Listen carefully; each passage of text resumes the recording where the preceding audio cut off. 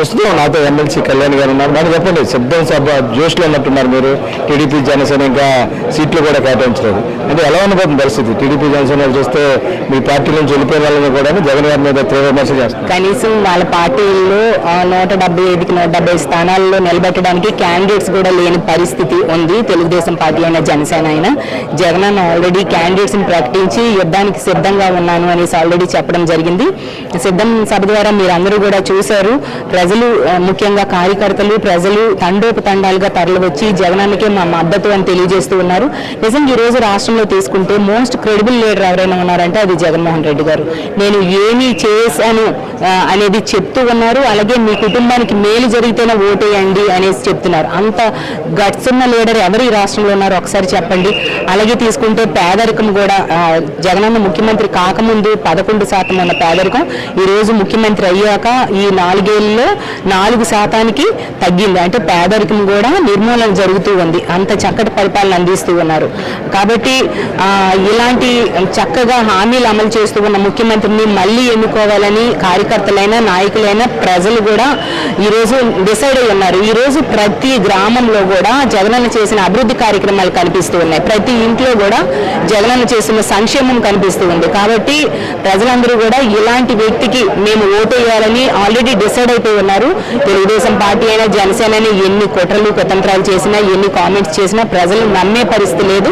మళ్ళీ 2024 Jagananna once more అనేది party నుంచి షిఫ్ట్ అయిన ఎవరైతే బాలసర అవచ్చు వసంత్ కావచ్చు చాలా అసభ్యంగా పార్టీ గురించి మాట్లాడుతున్నారు. పార్టీలో విలువలు అని చెప్తున్నారు. దానికి మీరేం చెప్తారు? ఎన్నాళ్ళు పార్టీలో వాళ్ళు ఉండేటప్పుడు వాళ్ళకి కనిపించలేదా? జగనన్న ఏ నిర్ణయం తీసుకున్న టికెట్స్ ఇవ్వడం ఇవ్వకపోవడం అనేది బాగా దూరదృష్టితో ఆలోచించి నిర్ణయం తీసుకుంటారు. ఎందుకంటే ప్రజలకి మేలు జరిగితేనా జగనన్న ఏ పనైనా చేస్తారు. కాబట్టి జగనన్న ఏ నిర్ణయం తీసుకున్నా అది ప్రజా సంక్షేమం కోసమే కాబట్టి ఆ నిర్ణయం తీసుకుంటారు.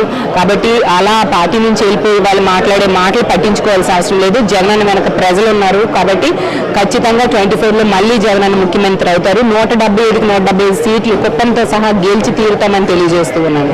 నేను పవన్ కళ్యాణ్ మాట్లాడుతూ నువ్వు సిద్ధం అంటే నేను యుద్ధం అని చెప్పుకోవడానికి ఆయన రెడీగా ఉన్నారు. నిజంగా యుద్ధం చేసే శక్తి సామర్థ్యాలు పవన్ కళ్యాణ్ ఉన్నాయి.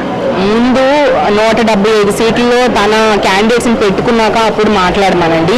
తెలుగుదేశం పార్టీ వాళ్ళు ఇచ్చే ముష్టి మీద ఆధారపడి ఉన్న వ్యక్తులు మాట్లాడే మాటలకి మనం ఇంకేం చెప్తాం.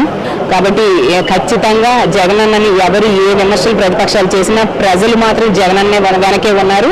మరో 30 ఏళ్ళు ఈ రాష్ట్రానికి జగనన్న ముఖ్యమంత్రిగా ఉండబోతూ ఉన్నారని తెలియజేస్తూ ఉన్నారు. ముష్టం తెలియజేశారు పవన్ కళ్యాణ్. Thank you. మొత్తమే కూడా జనసేన అధినేత పవన్ కళ్యాణ్ కావచ్చు, బాలశౌరి కావచ్చు, ఎవరైనా సరే పార్టీలో ఉన్న నుండి ఇప్పుడున్న విమర్శల మీద తీవ్రస్థాయిలో మండిపెడుతున్నారు ఎమ్మెల్సీ కళ్యాణ్.